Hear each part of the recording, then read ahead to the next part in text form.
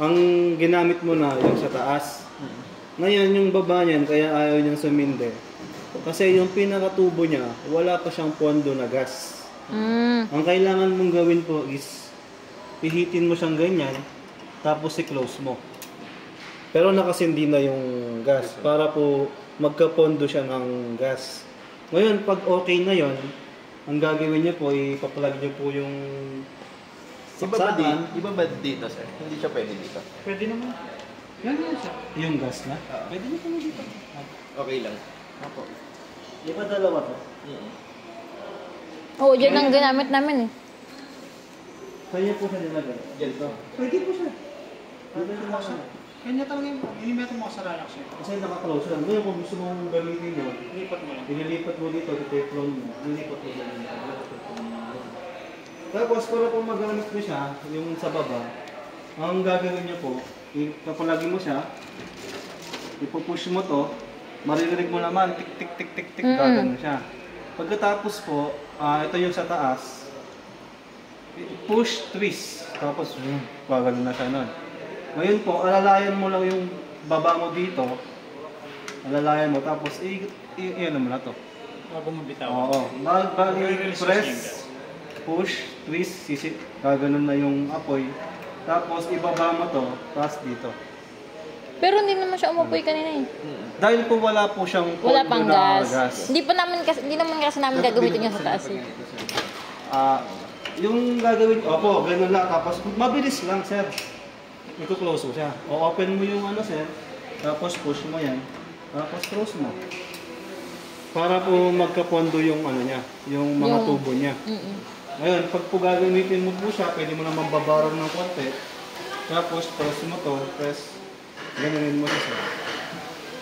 Hindi matagal yung press na yun. Hindi ba, sir? Basta narinig mo siyang tik tik tik tik tik, push, press, Gusto bitawan. makikita yung apoy sa baba. Hindi na. Yung dito, sir, hindi siya eh. Pwede yung, bilalo ko yun ni Paro. Natatanggal to, sir. Ito pala. Ito. Pero kahit hindi na namin tanggalin, kuya. Opo, hindi Pero- mo naman tinatanggal yan. Sige. Nasa inyo po, pero parang... Ay man, alam mo yun. Para sigurado. Hindi, para po makita nyo lang na may apoy na siya. Then, pag may apoy na siya, balik nyo ito. Ganun po siya. Dapat po niya yung gas nyo, meron siyang gauge. Meron siya. Oo, para namomonitor nyo yung... Meron yan. Oo, kung may laman. Yun po, ganun lang po siya.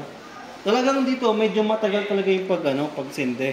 Lalo na kapag wala siyang pondo. Normal lang po yung na-encounter nyo. Kasi yung mga ibang client namin, ganun din yung tanong. Bakit hindi siya agad sumisindi sa baba? Ganun po siya. Unlike kasi dito, madali lang.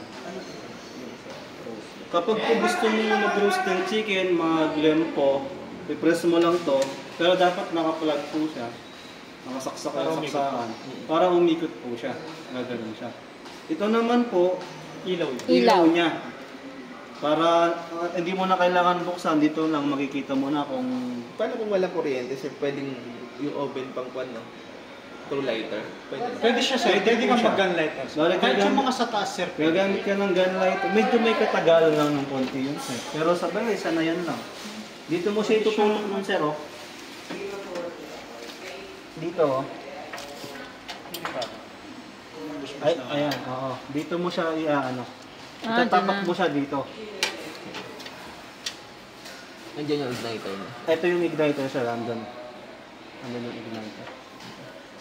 Tapos, meron din siyang safety bulb. Atin na rin pa. Lahat. Sa baba, tsaka sa taas, meron silang siya. safety. Pero maganda siya kahit ano, para madali na lang. Kasi baka sumiyaw yung gas na pag nag-gun lighter ka. Pero kung sa taas, madali lang yung gun lighter. Kasi i-click mo na siyang ganun bago mo siya ganun. Disable na siya. Pero wala namang parang safety din yun, sir, na ayaw sa hindi pag natanggal yung ganito. Parang ganun. Observation mo din. Paano pa yun? Paano po? Pag natanggal ito, hindi siya